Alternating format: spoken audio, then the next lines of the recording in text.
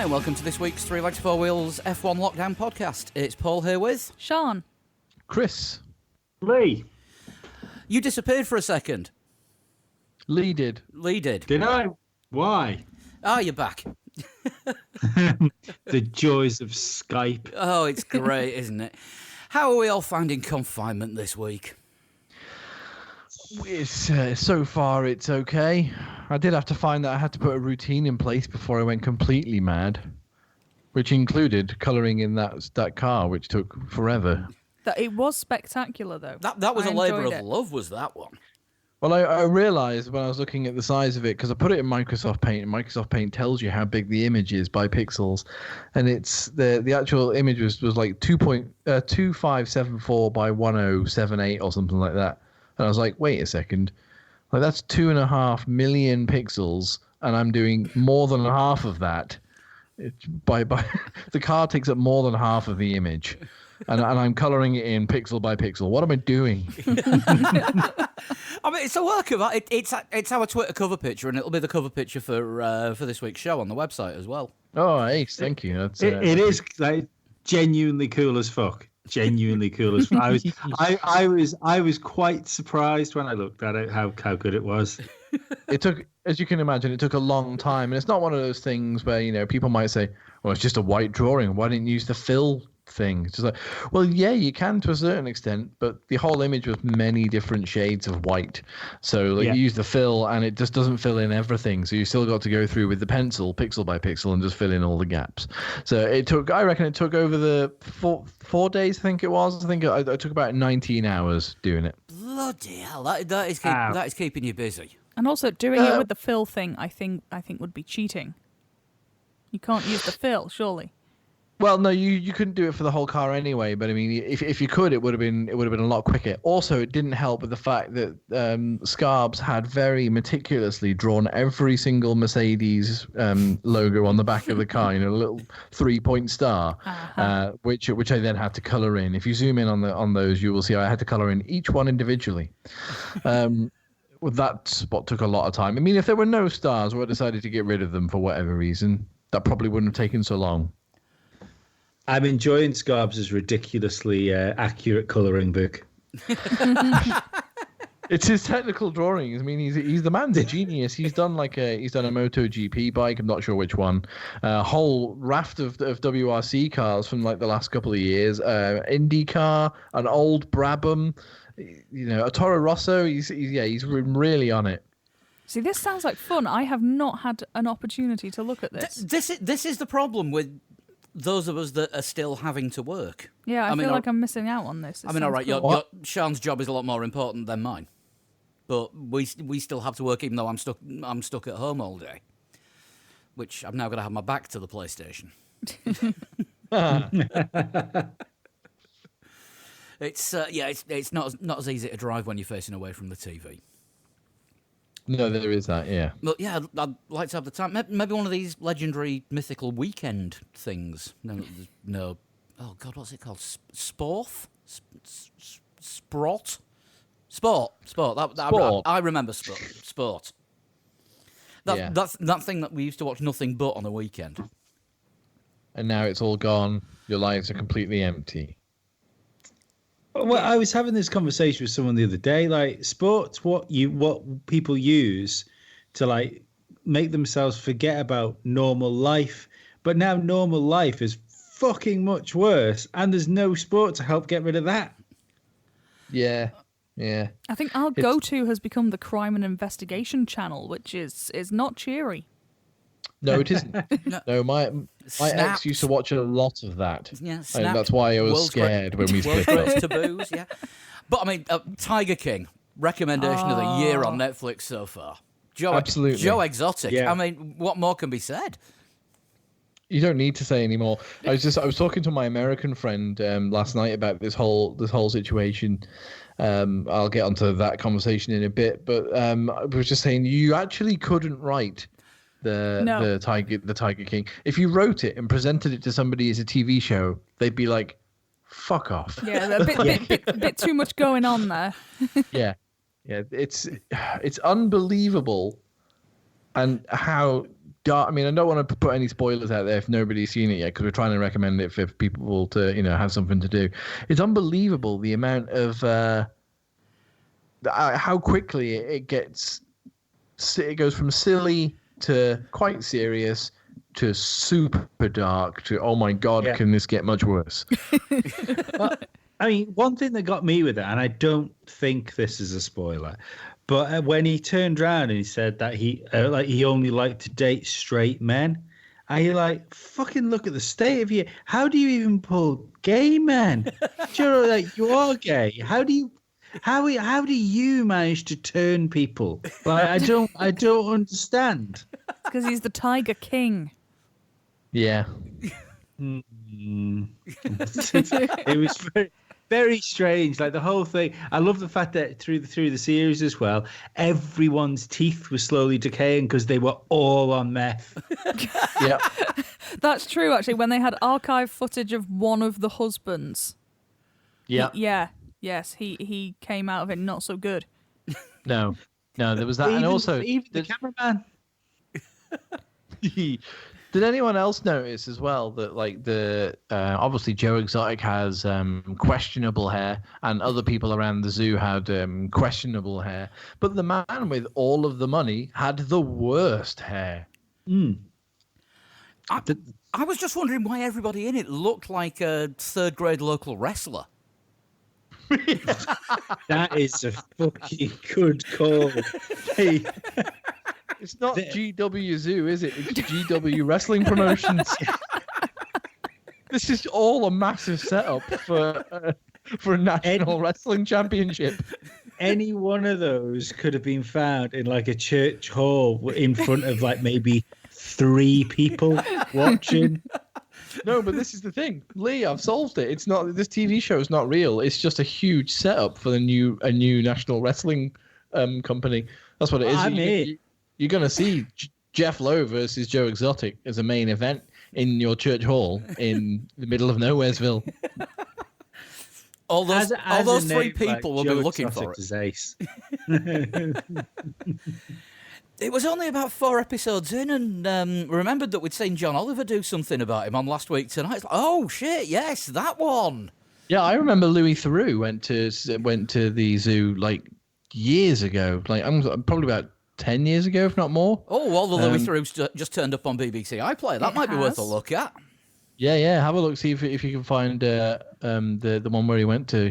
Because I remember as soon as he popped up on TV, Tiger King, I was like, oh, Louis Theroux did a thing with him like ages ago. And I can remember Louis Theroux interviewing him and doing. He was crazy back then, but I mean, it's gotten worse and worse, obviously. So. We are going off into very Patreon ends of things here, but the thing is, it's the way of the world, isn't it? I mean, I suppose I was talking about the same thing. Yeah. While we're on the subject of Patreon, I just want to say thank you to all the new patrons that have actually signed up in the last few weeks. Even though we're talking about fuck all. Even though we've got no Formula One to talk about, there's been about 18 people signed up to Patreon in the last sort of 2-3 weeks. Wow! Thanks, welcome. guys. That is amazing. Just thank you, really thank well you so appreciated. much. Thank you. Yeah, we'll try and shoehorn some F1 into the show at some point. Oh, I think we'll probably have quite a conversation about Helmut Marko at some point. Oh, I think now's as good a time as any while we're all in the same place at the same time. Yeah, do it. Go on. I'm thinking now we refer to him as Helmut Himmler. It's a more appropriate name given his words. For those that don't know, it came out today, Monday, that Helmut Marko wanted to set up a COVID camp for the drivers and the Red Bull Young Driver program. Of which he said there were 8 or 10.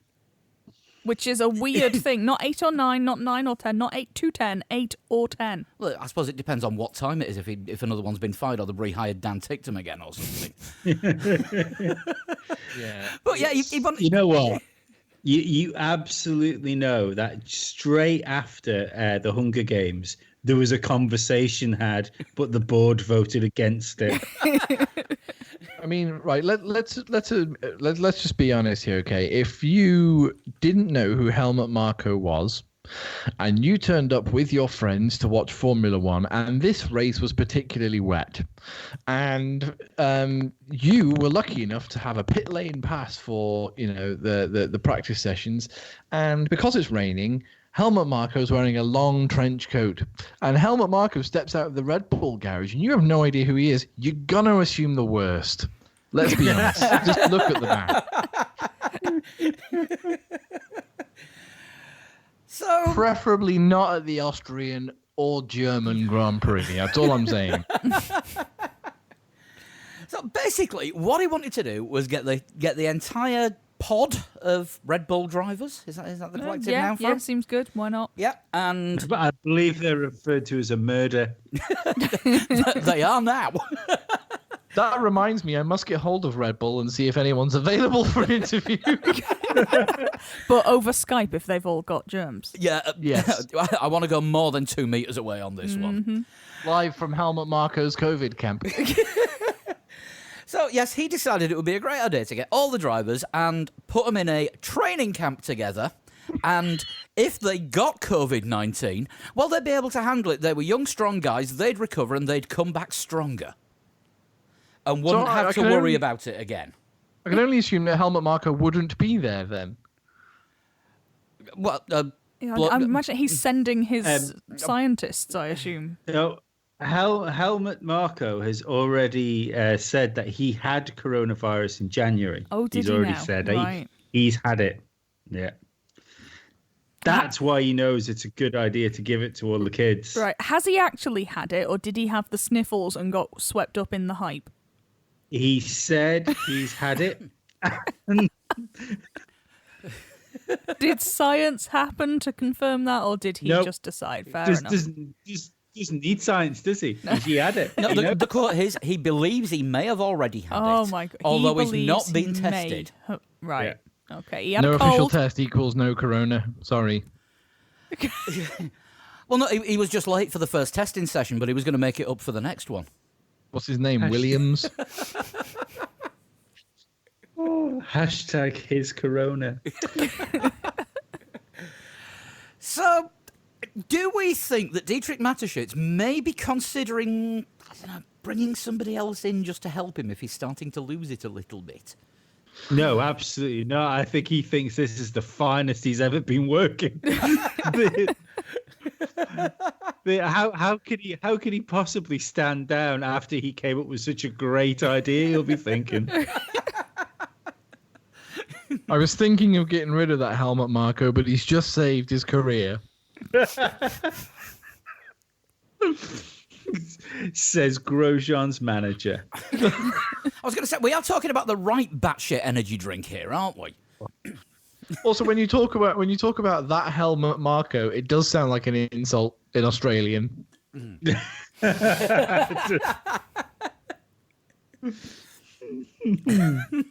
But yeah, no, it's fucking crazy, isn't it? Just like insane. Yeah, it is. Yeah, it's not his intentions were probably good, but I mean, you could say that about some other people. But Austrians. Are we thinking Yeah. about the same Austrian? That his intentions were good, but execution was very poor. No, I don't think his intentions in particular were good. I'm just saying you could probably say that about some other people. Yeah, I mean, come on, like you've seen Hercules in New York. The Austrian star in that, his intention was to make his first film, and look what happened.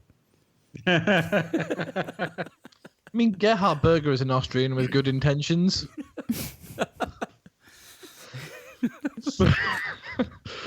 Why do I yeah. think an Austrian with good intentions sounds like a romantic novel? Maybe you could write it during the lockdown. I could do. I've got enough time. I even bought some plectrums the other day to start learning how to play guitar again.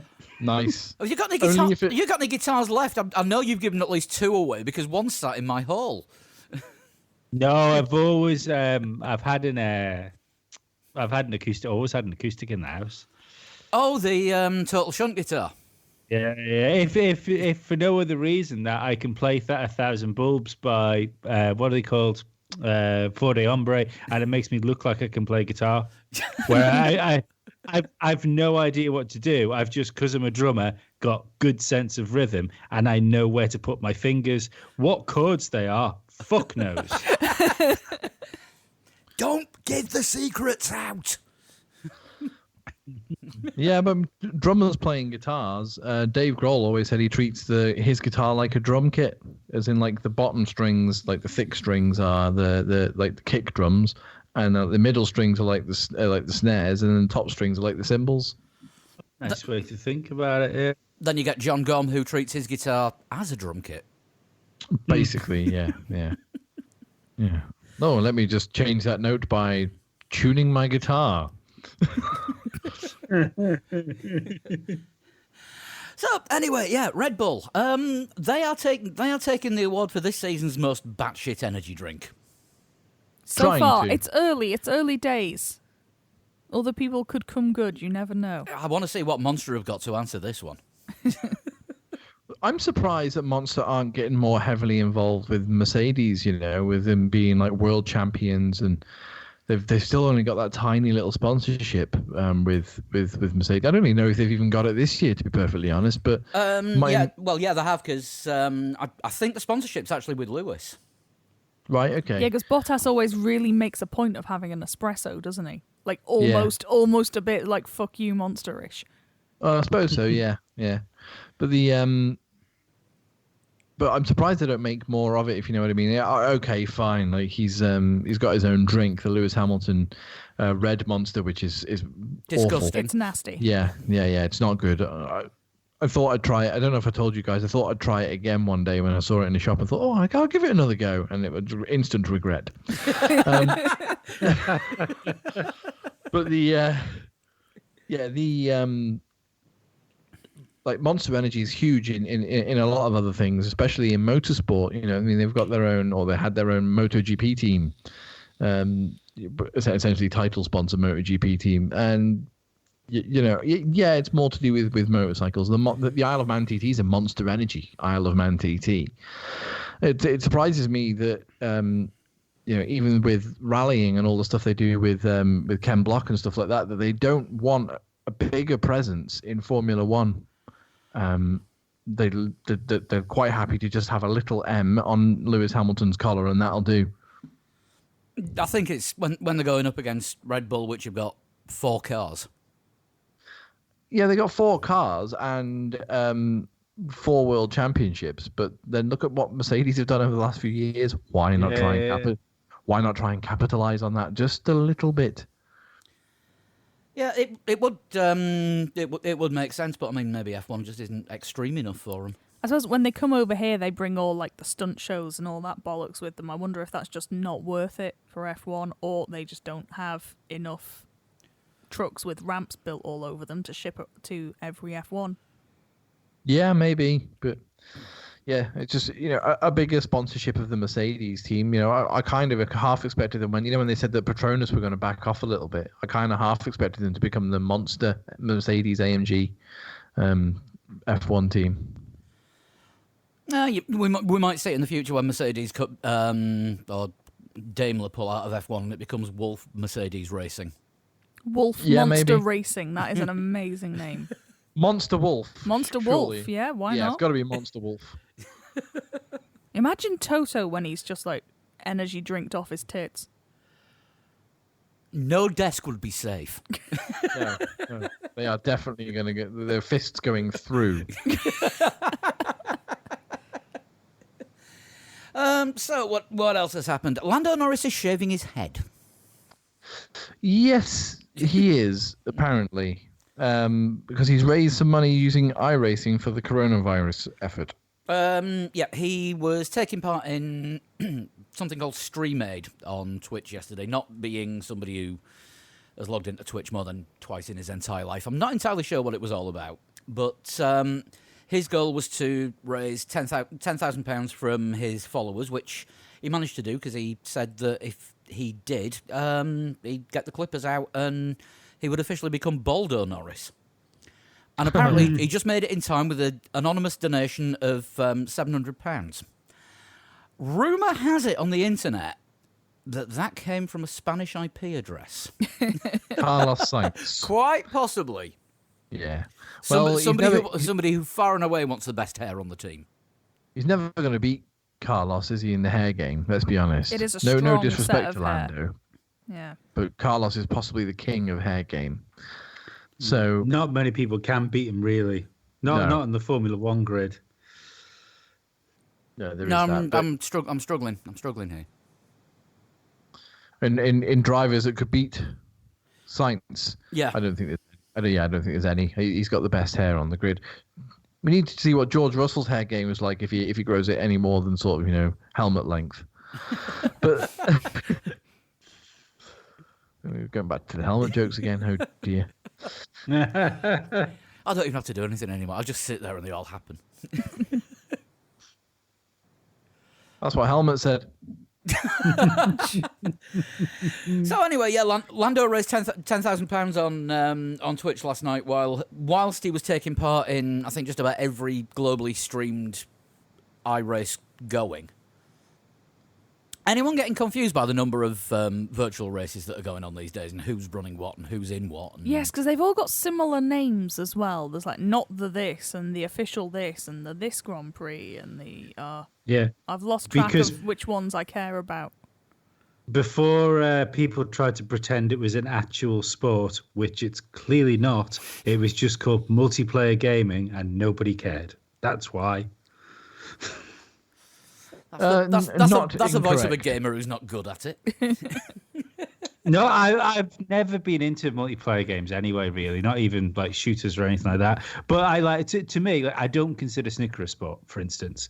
But I think there has to be a genuine physical exertion for something to be considered a sport. And I don't know. I don't know. You try putting a dinner suit on. That is physical exertion. Trying to get into one of those things. Speak for yourself, mate. But but yeah, I can't. I don't even mind the idea of like competitive gaming. That's fine, but to try and pass it off as a sport, I'm not fucking sure. I mean, at the moment, it's all we've got. So NASCAR are running their own series. IndyCar have just started with a better take-up than Formula One had. So you've from the got. current grid. I'll wait. I'll wait. I'll wait. Actual motor racing. Yeah.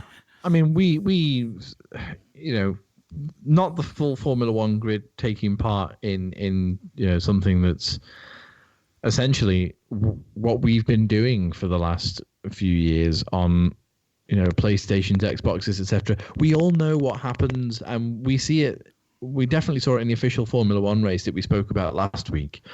But you go into turn one, someone cuts the corner and gets a massive penalty, and everyone else just crashes. It's it's what happens in every online Formula One race. I can remember playing the 2013 Formula One game. That must have been, I think, PS3. And the same thing was happening then. People would just run into you, someone would glitch and suddenly appear in front of you, and you'd run into them and get a penalty. It's just it's an absolute shit show most of the time.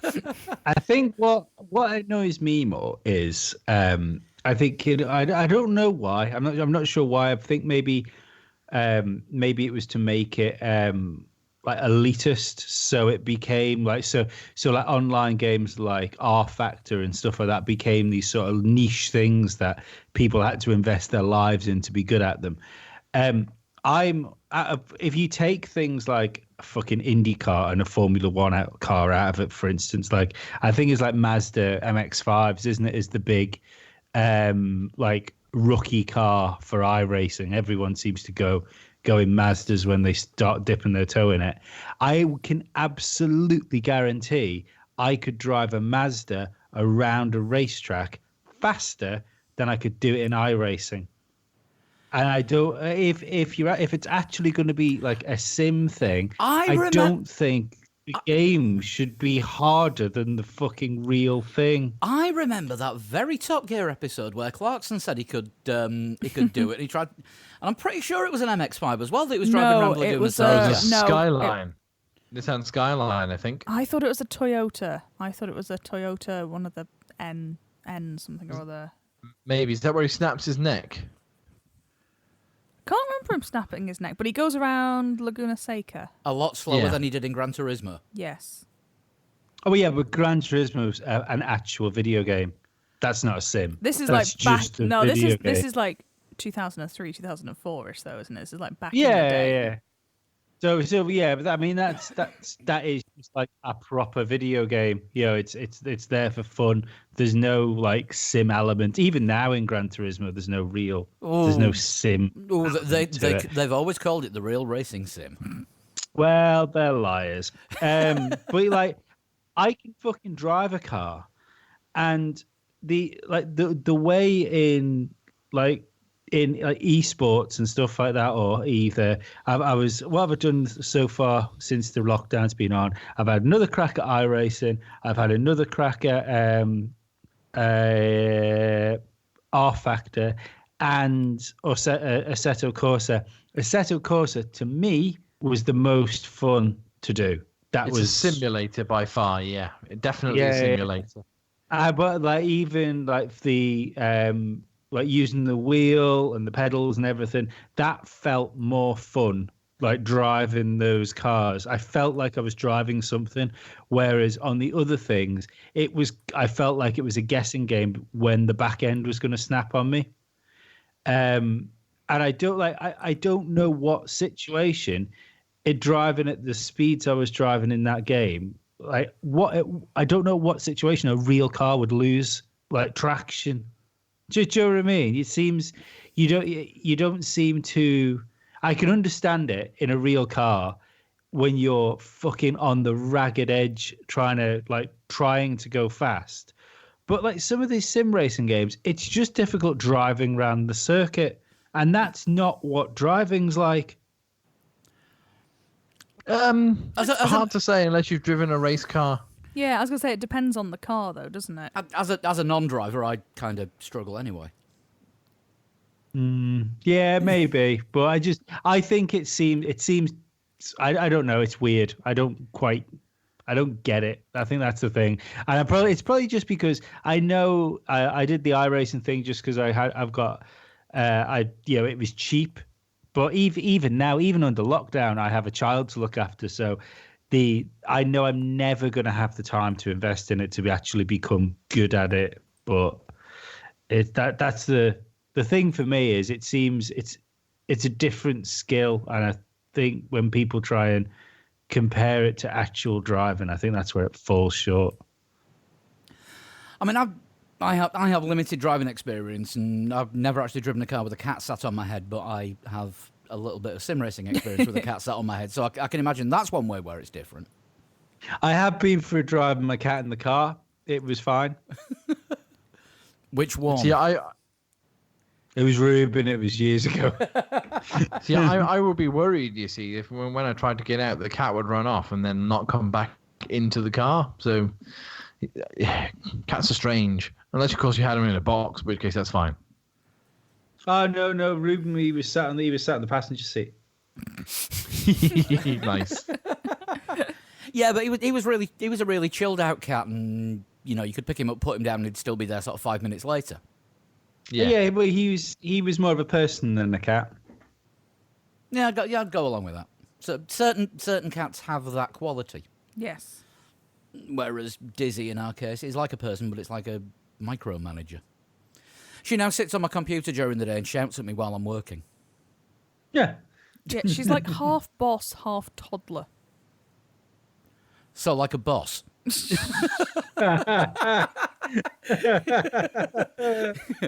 anyone from work's listening to this, I probably don't work with you anymore by the time you finish hearing it. Oops. I might edit that bit. No, well, I will. So, any other racing related things that we've got to talk about before this descends into the usual regular anarchy? Yeah, it's not really a Formula One thing, but it's definitely a racing thing. I spotted them, I think it was Autosport, saying that the 25th anniversary of Colin McRae winning his his one and only World Rally Championship. They were hoping to do something early in 2020 as like a commemoration for like a celebration rather for for the 25th anniversary. And Max McRae, who is Alistair McRae's son, so Colin's nephew, is going to come and drive around Knock Hill Circuit, which is interesting, not because Max McRae is a rally driver, but because he's won various karting championships in Australia, which is where he lives now, and he's moving into single-seater racing, which is something we always wanted to see Colin doing. And can you remember when BBC put Colin McRae in a Jordan? Oh, vaguely, yeah. And he was only... I remember it happening. And he was in Martin Brundle's Jordan, and his fastest lap in his one day in the Jordan was only a tenth of a second slower than Martin Brundle's fastest ever lap in that car round Silverstone. He could have been good. That's correct. He could have been up there. Yeah, well, it's one of the great things for me. Like I always wanted to see Valentino Rossi in an actual race Formula One car. He's probably past that now. I don't think that's going to happen. But Colin McRae was the first sort of crossover I can remember thinking, wow, Colin McRae could actually drive a Formula One car. And it's probably on YouTube somewhere. But I can remember Colin McRae and Martin Brundle sat down talking after they'd each had to go in each other's cars. And Martin Brundle saying how different rallying was, but it took him a little while to get used to it. And Colin McRae saying, well, Formula One's actually quite similar from what I've driven there, because, you know, very, very small movements with the car. You've got to be very precise with the steering wheel. It translates. It translates from rallying into Formula One, but not necessarily the other way around. Sorry, I just had a coughing fit while I was taking a swig of Coke, and it's gone everywhere. Oh dear. Do you think with the Valentino Rossi thing, like, it might be a slightly unpopular opinion, this, but do you think if he'd been quick enough, when you look at the amount of times, like back in the sort of it was like late 90s, wasn't it? He was getting loads of goes in Ferraris. I can't help thinking that if he'd been quick enough to be like competitive, that he would have been in a car. Did he not Who, do Rossi? He did a pre-season test though, and was kind of 6th, 7th. He was ahead of like Webber. This was mid-noughties, I think sort of 3-4ish. He was ahead of like Webber. He was ahead of like people you've heard of. Yeah, there were rumors that he got offered a contract. Yeah. And didn't. Never followed up on it. He was apparently offered a contract. I can't remember what year it was, but he was still winning in MotoGP, so there was no reason for him to leave. I think that was it. I think he said he did think about it and then decided, nah, bikes. Yeah, I'm just looking. Apparently, his reasoning why was Ferrari wanted to put him into another team to learn the ropes, and he wanted to jump straight into Ferrari. Got you. Right. Okay. But maybe in an alternative universe, he's like a 6-time world champion. In both disciplines. Yes. Marc Marquez is another one, isn't it? Him and Danny Pedrosa did something with Toro Rosso a couple of years ago, and by all accounts, Marquez was off the charts. Yeah, Jorge Lorenzo as well. That was a Monster Energy thing, thinking about it, we talked about before. Yes, it would have been. Jorge Lorenzo did Mercedes, and I can remember, I think it was Bono saying that his outlap was a bit tentative. We were a little bit worried because he was so tentative on his outlap. But then as soon as he got his outlap under the way and he felt, confident with the car, he was not far off the pace. Wow. But Marquez is young enough. It's funny, isn't it? You don't really, like back with Rossi, there was always the will he, won't he talk, but there doesn't seem to be that sort of talk anymore, does there, with MotoGP riders? Well, I think no. I think recently it's been Marquez that's been sort of dominating everything, and Honda own him, and Honda don't own F1. That's true. Whereas with Rossi, Philip Morris owned him and owned Ferrari. Yeah. So that was Marlboro money that put Rossi behind the wheel of Schumacher's car. Yeah. Back then, That's a good and point. various Ferraris up to 2010, which I think was his last test. Whereas Honda, there's a little bit of crossover between Marquez's team and Red Bull. I think there's Red Bull sponsorship in there somewhere. There's Red Bull sponsorship, and obviously there's Honda as well. Yeah. Yeah, which is what he had. It was Toro Rosso, wasn't it? Was it Kvyat's car he had to go in? I think so, yeah. Around about the time everyone was about to replace Kvyat for the first time. I think, Sean, I think you were on the list somewhere at one point. Probably. You've got racing trophies. we can see them from here. You know, you have won races only on ovals, but Yeah. better than nothing. But yeah, I think because Honda aren't currently as dominant as they have been, what's the point of taking away success from MotoGP? And well, maybe he'll get sixth in F1. It's not the big story, is it? With Rossi, it was going to be, you know, he was looking good enough to possibly challenge for podiums within his first season if he went in, and with the backing from Philip Morris, which is probably worth more money than Honda. Yeah. Yeah, it's a strange one. I mean, can you think of it? John Surtees did it, didn't he? He did. Yes. He 2 wheels and 4 wheels world championships. And Damon Hill was Damon Hill dabbled in motorcycles before deciding that actually cars was probably what he was better at. And then Michael Schumacher went to was it motorcycles after he retired the first time. Afterwards. Yeah, because it was a motorbike accident when he was racing that stopped him replacing Massa after his injury. Because Schumacher put his shoulder out in a bike race. I think that was bullshit. Something else has just occurred to me about the Rossi thing, though, with it being Philip Morris that was behind it. Who was head of sponsorship, publicity and advertising for Philip Morris worldwide during the period around about 2004 to 2010 that would get as much publicity? Arriva Bene. There we go. Yeah, Arriva Bene. The whole Rossi to Ferrari thing was one of Arriva Bene's schemes. Possibly. Yeah. The Schumacher thing, I always thought that was nonsense. The shoulder injury. I sort of thought to myself that Ross Brawn had a word in Schumacher's ear to say, "Luke, that Ferrari is a fucking dog. Come back to that. Come back to that. You're going to look like an idiot. Come to Mercedes." To be fair, I'm not sure he really added much to the career by going to Mercedes. Oh, no he didn't. One pole position in 3 years when he never even got to sit on that pole position. Do you know what, though? I have thought after... he got a podium as well. Yeah, but after the fact... I bet on him to with get Schumacher, a podium. The time he got that podium, I bet on him and I won money. Nice. But do you not think his return is slightly different now when you looking back on it, when you consider that Lewis Hamilton and Rosberg were going sort of toe to toe for championships and race wins, because all of a sudden you realise just how good Rosberg was.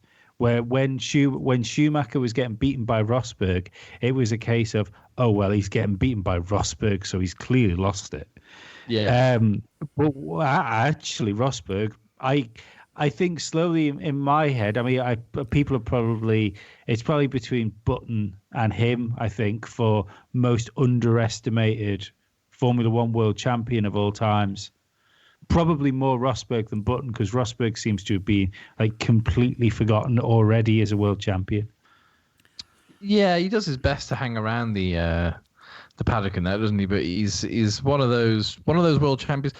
I don't want to say he lost respect for when he retired after just one championship, but it would have been good to see him at least try to defend it. You know, just for that 1 year.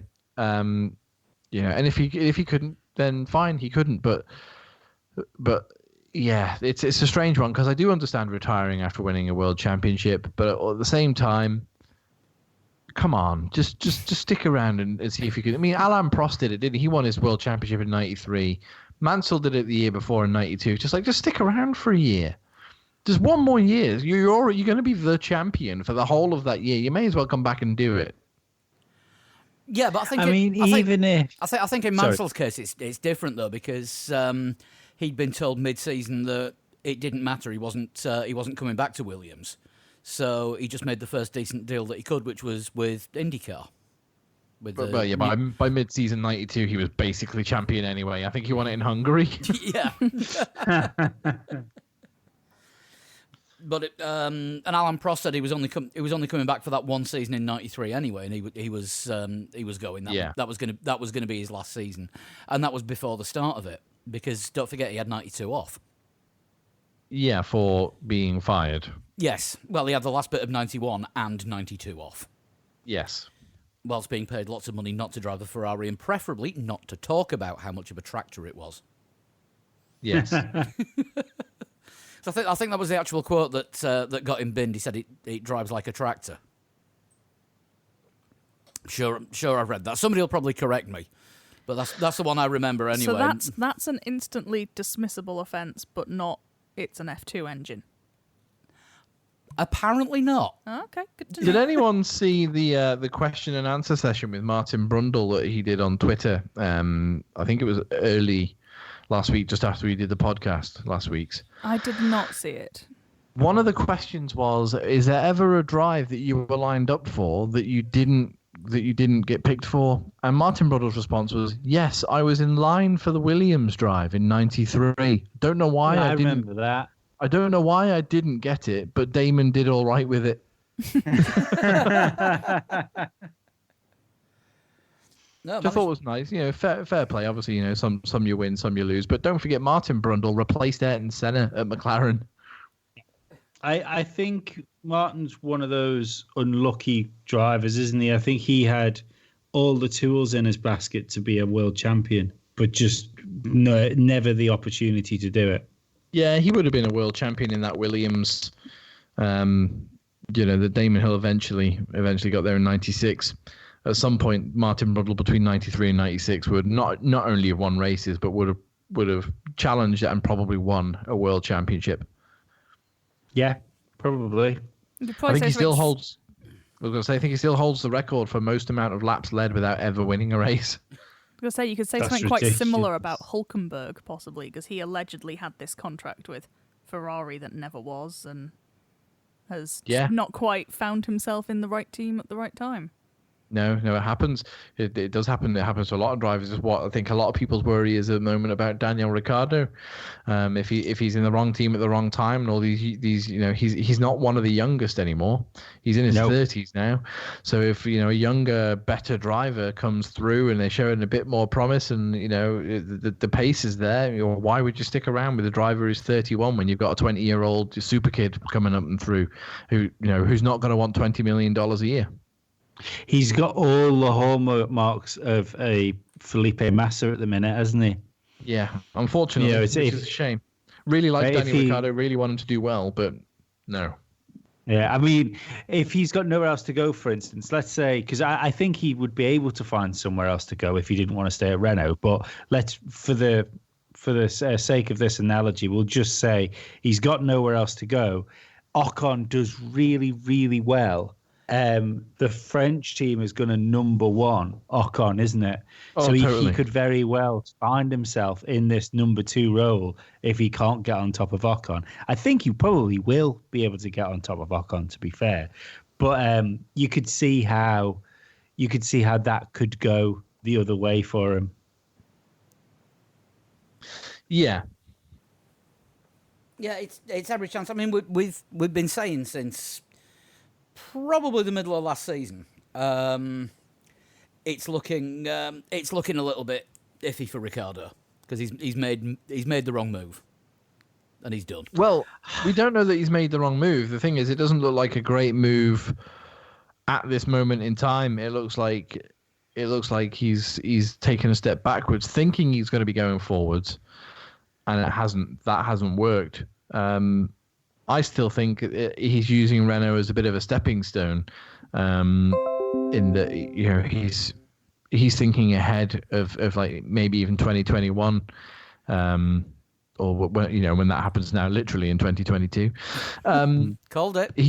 Yeah, he's thinking. He's thinking for that. You know, can I get a foot in the door? Of Ferrari, maybe replacing Seb. What about Valtteri at Mercedes? And you know, if George Russell has a bad season, you know, he's going to be on most people's radars. Although I think, like what Sean was saying last week, I think it was Sean that said it. Carlos Sainz is going to be a good shout now for like the other driver who needs an opportunity in a really big team. Mm-hmm. Yeah. Possibly. Sorry, I'm just working on a spreadsheet here at the minute. Oh God, trust you to work on a bloody spreadsheet mid podcast. It's the nearest thing we have to sport. It's Formula Lee. Of course it is. Yeah, just Paul's podcast love. Here's something. When we look at the rules of 2022 now, being the big rejig, this means any like slight hope of a Fernando Alonso return must be gone, mustn't it? Totally. I had never considered there was a hope, so I hadn't really thought about it. Shh, Lee still believes. No, I don't think that. I think he'd have to keep his stock high enough to warrant teams wanting him for another race. I think he'd have to win Indy if it happens. If Indy happens, yeah, that's a fair point. Yeah. He was doing an Instagram live with Tony Kanaan earlier. He's been doing loads of them. There was a really good one with him and Barrichello the other day. Oh, missed that. But there's a thing. When is the Indy going to happen this year? Because I can't see it happening at the end of May. No. And if it gets delayed, is Alonso still going to do it, or is it going to be throwing him into his preparations for next season, whatever they may be? That must be his main thing, surely. Is it his main thing now though? Because if essentially what I think's going to happen, if that happens, where the it's going to be all right to like countries like Great Britain, hopefully like flattening the curve for want of better words, and starting to get the infection under control. But by the time that happens, it's going to be getting the infection under control and then waiting for the infection to the cases to drop, which I don't know how long that's going to take. And this virus seems like it's going to be it's going to take us getting a vaccine available to really get on top of it, for where we can get the world running properly again. Yeah. So that to me says that what we've got for racing probably is these cars this year ran next year. That seems to be the only way I can see Formula One starting again. Yeah, they've already said that they're going to run this year's cars next year. And so there's not going to be. Do it? I don't think he would want to come back to Formula One until the reshuffle happens with the new formula. No, and I think he's missed the boat on that now. It was looking unlikely anyway, but I think it's gone. Yeah, I think so. But I thought that there might have been an opportunity there with Aston Martin, especially if the rumours are true that Toto Wolff's rumoured to be going to Aston Martin. Yeah. I mean, I don't know. I'm skeptical about Toto going for starters, because if Mercedes do pull out, he's going to take over that team. I think so. I think it will become, as you say, Wolf Mercedes or something along those lines. Yeah, well, Monster Wolf Patronus or something like that. Yeah. That really does sound like something from Harry Potter. Yeah. But let's not forget here, in the world where privateer teams are struggling, and it's the land of the manufacturers, to take Mercedes, the operating costs of Mercedes on as an independent, to me is if that goes wrong, that's financial suicide, and I don't think Toto Wolff would do that. I think he might. I think he probably would. I He's think not. He's not short of a bit, isn't he? Yeah, I mean, He he's is he's fairly worth well off. he's worth a fair bit, and there's going to be other backing in there behind him. I mean, Lawrence Stroll didn't buy Racing Point on his own. That was with a consortium that he was heading up, so it's not all his money. He was the figurehead because he was already known within F1 circles as somebody who had put a large amount of money into Williams. So he had a little bit of, for want of a better word, paddock clout. Now, Toto Wolff has got a lot more than that, and it's going to be easier for him. All right, we're talking relative now with the current economic climate, or whatever the economic climate's going to be after this. But Yeah. it's going to be a less arduous task for him to get backing and other investors than it would have been for Lawrence Stroll. Because It might be, but don't forget when you're talking about Brawn and you're talking about Racing Point, that's two teams that were on the point of collapse. So the actual buying of the company, especially for Racing Point, it wasn't the expense it would be. Like to buy Mercedes, you're not buying a team that would just fall out of Formula One like Brawn would have done, or one which wasn't just on the verge of bankruptcy, was bankrupt. I mean, don't forget what happened with Brawn. Honda made it easy for it to be taken over in a management buyout. Yeah. If Mercedes or Daimler, as the parent company, are pulling out of F1 and want to get rid of the team, they would probably do something very similar. No, but look for what you're Toto. buying. No, but look what you're buying. When Braun bought a Honda, it was after the fucking Earth car. They were the worst car on the grid. Honda were limping away from Formula One, licking their wounds. Buying Mercedes, you're buying the car which has been dominant for a whole generation of Formula One cars. It's a completely different thing, and it would cost a fucking fortune. Even just thinking about the facilities and personnel and stuff like that. It's I can't see anyone that isn't a already massive entity like another team coming in and buying Mercedes. I don't know what other team would be willing to do it, which is why I think it will end up. It will end up with Toto's name over the door. Maybe, but it just seems it seems a little bit like if the fact we had it happen with Brawn, and that was such a freak thing. I'll be surprised if we see it happen again with Mercedes. I mean, that team got passed from pillar to post from 1998 onwards. There was 10 years of absolute chaos with the Brackley team. Yeah, BAR, Honda.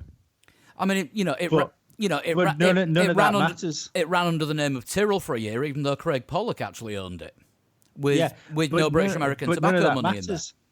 Yeah, but none of that matters because it's not British American tobacco. You're buying the most dominant team Formula One has ever seen. And it to me, I mean, don't forget, when you work for someone, you very rarely have somebody that works for an entity that garners the clout and the financial power that your bosses do. Yeah, but if they're going to take over, if they're going to have like an engine supplier role, if it's the whole team, if they're leaving, it's going to be the de facto Mercedes team. It's just not going to be called Mercedes, but the car is still going to be mostly silver, like the old McLarens were. The car's going to be mostly silver, and it's Mercedes top brass is still going to be in the garage because you are the main Mercedes team in Formula One. Then in that respect, I can kind of see, obviously Mercedes trust Toto Wolff. I can kind of see why they would allow like a transition. Smooth transition period. There we go. There's some words we haven't heard over the last few years. He's already a fairly massive shareholder in it anyway. So you're saying, the boss is don't have the clout that an employee has. Well, he is one of the bosses. Yeah, that's fair point. You Fair know, point. he sits around that big table fairly close to the top. Even as a But- boss of Mercedes, he still owned Williams. Well, a big chunk of Williams for a while, but he had to sell it because of the conflict in interest, especially after I think it was after Susie left the Williams fold. He decided, no, there's a conflict of interest here. I need to get rid of my chunk of that team because he was on the board at Williams. Yeah, so I mean, don't forget this isn't just a normal management buyout. This isn't Fred from the warehouse putting in 25 quid for his few shares. Yeah. We're talking a whole different level here. I still, for me, it still seems a more sensible option for Toto Wolff that if he wants to stay in Formula One, to go to a team which is well funded, that he could mold and turn into something else. I've just Googled Toto Wolff, and it says here is a Wikipedia entry on the side there of the Google search page. Torge Christian Toto Wolff is an Austrian investor and former racing driver. So it says he's an investor first before it says he's a former racing driver. Mm-hmm. He holds a 30% share in Mercedes-AMG Petronas Motorsport Formula One team. That's interesting. So he already owns a third of it. Yeah. Oh yeah. That's When I crazy. said he has a bit in the bank, I think it's like it's probably nearer to billion than million. He next question has the money. How much is Toto Wolff worth? Is one of these people also ask questions on Google, and not to be too derogatory about Toto Wolff here, and be too personal about him. Toto Wolff's net worth is estimated to be around $450 million.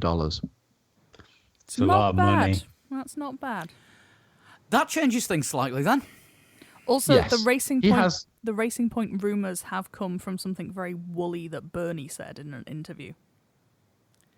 Which is always an interesting source. Now, if it had been Eddie Jordan, you might have taken it with less of a pinch of salt. Yes. But as we know, the only thing woolly about Eddie Jordan's that thing that sits on top of his head. All three of them. All three of them. All three of them. I've just had it cut. This is the normal length. I need a haircut. Yes. To put it in perspective, though, the operating costs for Mercedes in 2017 were Toto Wolff's net worth. Right, Yeah, that's no. the operating cost. But what was their overall income during that period? I don't know. See, that's always something that's always confused me. I've always wondered exactly how much money Formula One teams make. And that's the thing. Because of the Concord Agreement, it is a closely guarded secret. Yeah, Regardless. I've always wondered. I've always thought that your manufacturers,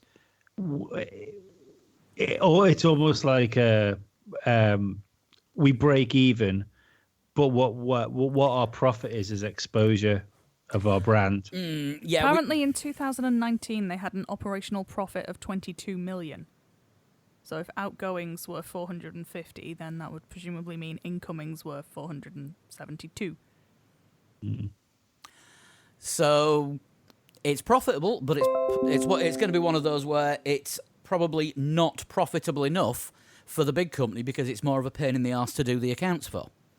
But the thing is, if say that's your operating cost, yeah, and then Toto Wolff takes the team over, for it not to be a disaster, he has to just carry on like Mercedes is going. If he does that, and I don't know, does a Red Bull, for instance, where the rules change and they're desperately trying to get themselves back up into championship contention, that would be a massive failure. Yeah, but this is why I'm saying it wouldn't be him going in on his own. It would be him, him heading up a consortium. It's spreading. I know what you mean. It's spreading the risk out. We don't even know how many investors are involved in the Racing Point one. It could be that Lawrence Stroll has only put 5% of the entire money in, and he's got 700 people behind him that put 0.5% in each or something. I know that doesn't work out, but there was a figure. There was a figure, though, wasn't it? And it was hundreds of millions that Lawrence had put in. There was a figure for it, wasn't there? Yeah, but I think that was written in sort of business terms where it was future write-downs, loans, acquisition notes, various financial instruments. The amount of actual pounds and pence that changed hands was slightly off the mark. This is becoming a that's- business podcast now. but This is- Absolutely. But in my limited experience, that's how business works. Yeah, no, I'm sure there's a chance that Toto Wolff could take over Mercedes and carry on being the boss of it under a different name. But I'm just saying, I think from a business standpoint, that whatever would be the less risk for you would be the better move. And if he could wrap it up where they did a Ross Brawn a team job for Racing Point, where him and Ellison and another couple of key members went to Racing Point, that would to me would seem like the more likely thing that's going to happen is another team snapping them up. If you go for a gap that isn't there, you're not a racing driver. If you go for an investment that isn't there, you're not a businessman. That's we'll leave it at that. Probably time to move on to Got that famous quote by Ayrton Senna. yeah. Ed Branson. Time to move on, I reckon, to Rob Curran, who emailed us this week's favourite part of the podcast. Lee, get your iPad out. It's shunt time. Oh, shunting time already. Well, we've been doing this an hour, and we've managed to squeeze some Formula One in between all the other bits. Well, no, what we did was squeeze a lot of conjecture in, which is what we do best. Hey, welcome to the off season. Oh, yes. Right, this one's from, is it Cam Hutton? Hutton, is it? Oh, yeah. Oh, yeah. We had stuff from Cam Hunt before. Fat Perlo on Twitter. Yeah. Yes. Yeah. He was the first one I came to. There we are. That's why I'm using his. Great preparation. Great preparation. Are we ready to go? Yes. I don't see why not. So, yeah. I can't close the laptops. One of them's recording, and one of them's handling the Skype conversation. And you'll It's just have to okay. believe me that my emails are open on my screen. And I have that's pushed my mobile telephones away from me, so I am good. The world has more problems right now than somebody Google an answer. I'm sure. I was born Yay. 16th of October. okay. No year. Right, that's precise. No year. Oddly specific, but not specific enough. Okay, well, we'll see. My best performance in my home race was 18th.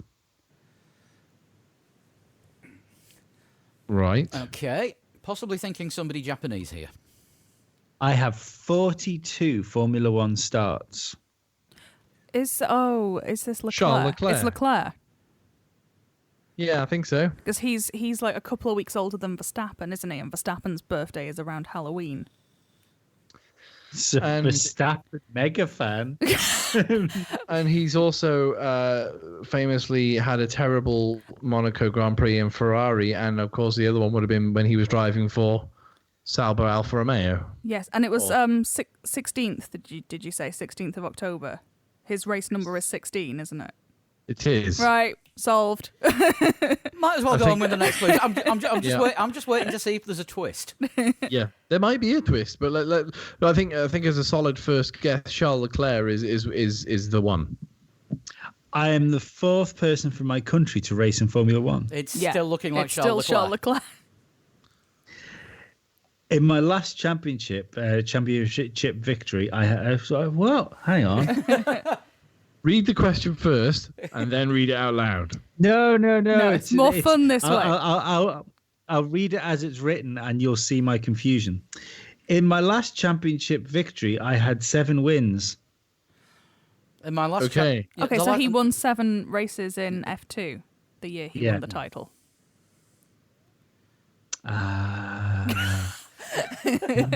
No, but you can see how it's- that's It's maybe not the way I personally would have worded that sentence, but Lee's either just got what that means or he's having a really nice cup of tea. could be both. Possibly. I love podcasts and I get really excited. My father is a Formula 3 driver. Yep. Yeah, still sounding like Charles Leclerc to me. Would you like to Dan- guess Charles Leclerc for your I think we second will go and stick on break Leclerc. rules? Yes.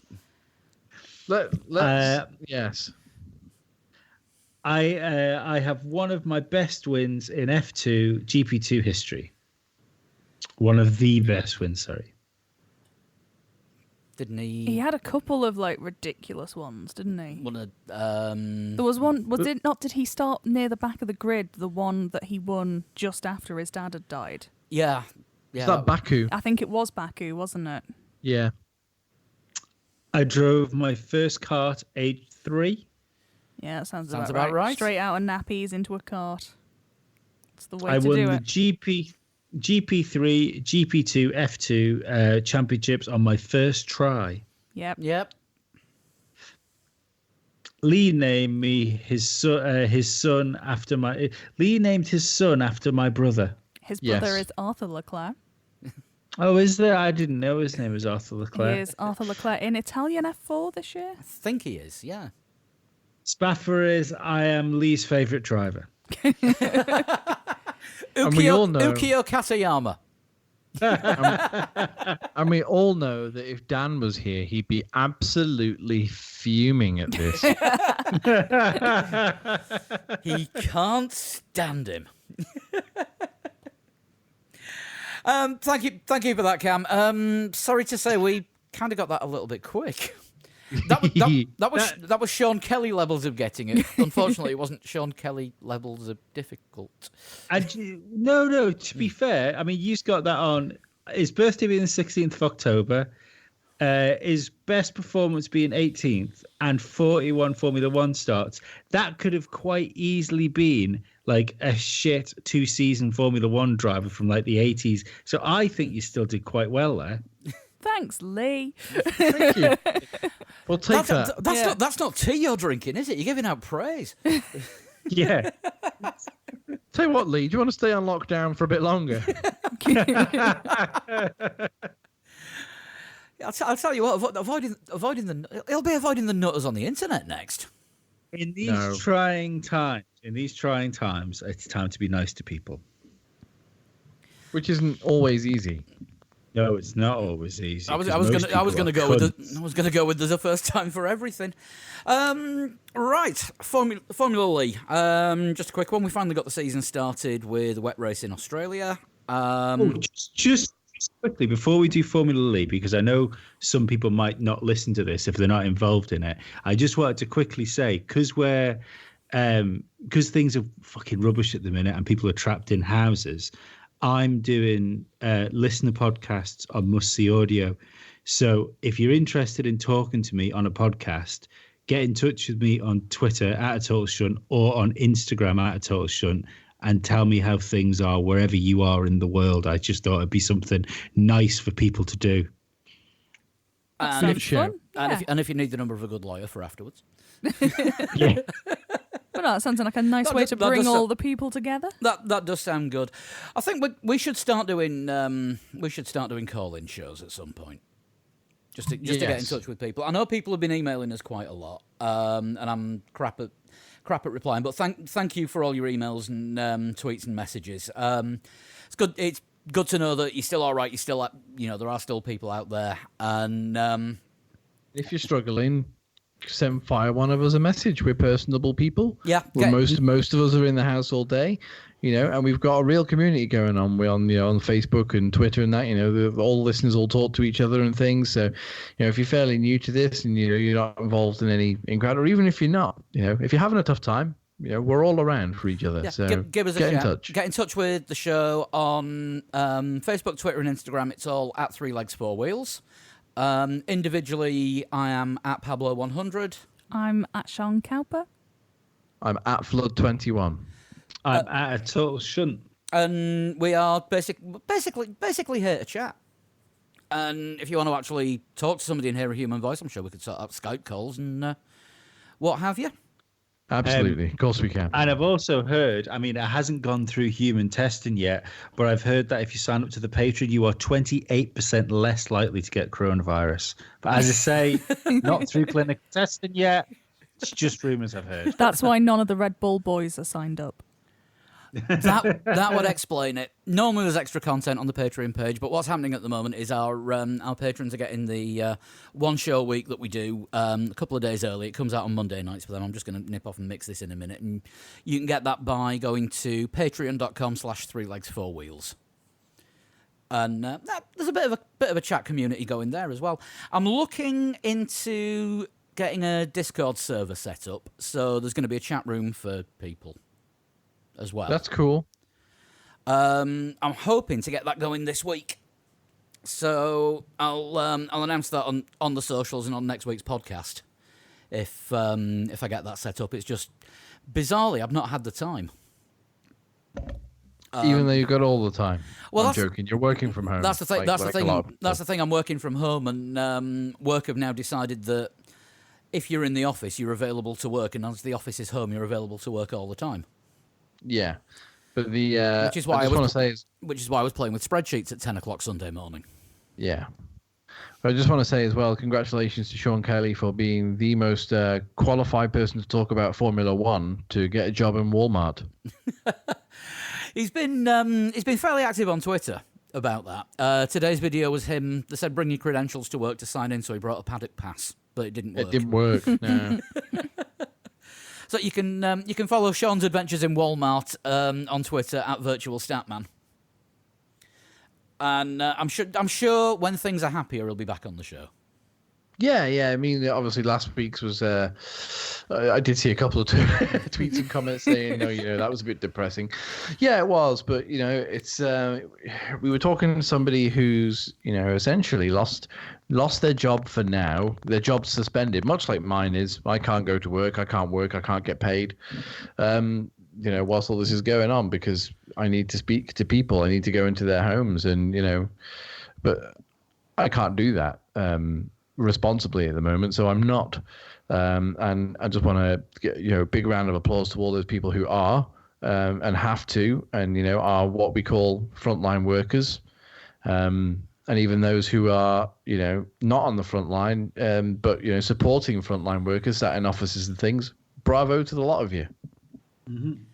Yeah, absolutely. It's don't want to sound too gushy, but I've never actually seen community spirit going on like there is these days.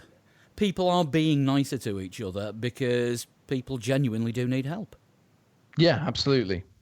I think it feels like a reset almost is the wrong word for it, but I think things feel more like temporary now. We just think that everything can go on as normal, and we've seen that something can come up and actually shake the world, and it not just be something that's happening on television thousands of miles away. And it's not that it's a person that you can get angry at or anything like that. It's something that no person, not one single person, has control over. So there's no one to complain to. There's no one to ask. I would argue all China had to do to save the world was shut their borders and stop flights.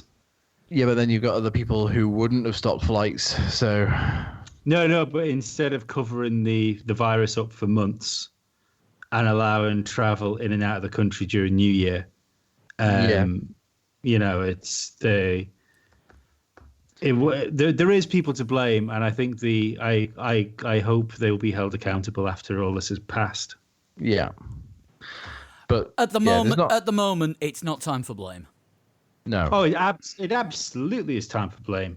No, now is the time. Yeah, absolutely is. No, it's not. When things are going on is when people should blame, not after the fact. The right thing to do right now is to make sure you and everyone around you is safe and well and have everything that they need. And when everybody is safe and we're all out of the woods and in the clear, then we can start looking for someone to blame. But until then, make sure everyone's fine. Oh, absolutely. But we don't need to look far. Maybe not. But priorities. Or hard. Maybe we need to look far, but we don't need to look hard. That's probably the word we should use. And thanks for sticking around with the podcast for this long, because again, it's not really been a racing podcast. That is true. I'll just do Formula E quickly. It was a lap of Australia in the wet in a Ferrari. I will post all the times on the website. Just quickly, the top three were Alessandro Popolani in third, 135.343, Julian McMahon in second, 135.255, and Carl Toomey winning again, 134.483. Just want to props to Ed Forsyth, who spent 2 weeks trying to get a time and then realised he'd done it in the wrong car and then had 1 day to get his time in, and he finished 20th. No, actually, he finished 11th. Sorry, 10th. 11th? No, 10th. 10th. Okay. I was going to say he didn't just Esteban himself. Yeah, there's points for the top 20 now. He's got to really be bad to be outside that, like I was. Right, next challenge is Bahrain, and it's going to be a dry race, and it's going to be in the 2004 Ferrari, because we might as well shake it about a bit while the season isn't going on. Why not? So we might reset things when the season starts. But yeah, 2-week challenge. You have got until, I'm looking at a calendar and can't see. I think 13th is the month. It'll change month, won't it? So let's have a look. Yeah, I think it's Monday the 13th in 2 weeks' time. Might be. Yeah. 2 weeks. Yeah, 2 weeks. It is Monday the 13th, 7 o'clock UK time. Get your times in either on, if you're on PlayStation, send me a friend request to Pabstar with your real name, and I can get the times from there, or send them in a private message on Facebook and Twitter, or email 3legsballwheels@gmail.com. I can confirm it will be the 13th. I'm glad about that. I'm looking at the calendar and trying to do maths on the fly. It's not easy. Which is Easter Monday. Oh, it is. It is. Not that it matters, because we're all going to be sat at home anyway. But if No. but if anywhere's delivering Easter eggs, it'll make things slightly better. There is that. So, as we're all stuck at home, if we get Easter eggs, can we start eating them early? Why not? Because normally you don't get to open your Easter eggs until Easter Sunday. That's what my mum used to tell me. But I reckon be rebellious and we'll start eating them early this year. Do what you want. What a days now, anyway. I'm not sure, but we'll, all being well, we'll be back in 7 of them. Yes. Hopefully. Thank you for listening to us. Thank you for sticking with us. And for God's sake, stay safe. We'll see you next week. All the best. Bye-bye. We'll see you next week. Bye. Bye. Bye.